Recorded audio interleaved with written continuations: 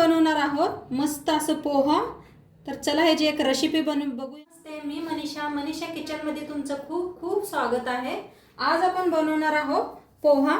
तर त्यासाठी मी पोहा नीट करून स्वच्छ आता नीट करून घेतलाय। त्याला स्वच्छ पहिला आपण धुवून घेऊया पोह्याला। बघा पोहा धुवून असं चाळणीत ठेवलेलं आहे, म्हणजे पाणी काय असेल ते खाली निघून जाते। खाली एक बुट्टी ठेवलेली आहे।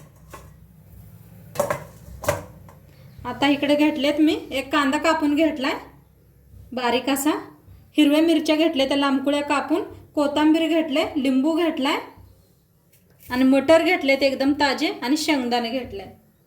गॅसवर ठेवले आपण कढाई। कढाई चांगली तापले, तेल ओतूया। चांगलं तापले, एक चमचा मोहरी, जिरे एक चमचा, यात शेंगदाणे,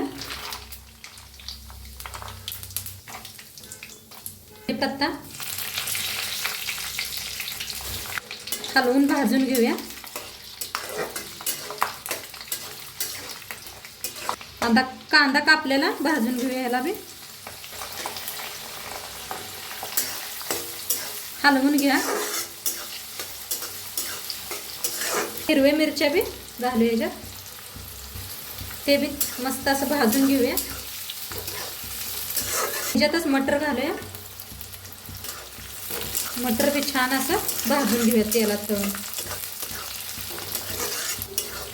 भाजले बघा कांदा, मिरची, टमाटर, शेंगदाणे। आता ह्याच्यात घालूया हळद। हळद एक चम्मच बघा, त्याला बी हलवून घेऊया। घालूया याच्यात पोहे। आता मीठ घालायचं चवीप्रमाणे। घालूया कोथिंबीर, लिंबूचा रस पिळून घेतला होता मी, हलवून घेऊया पोहे।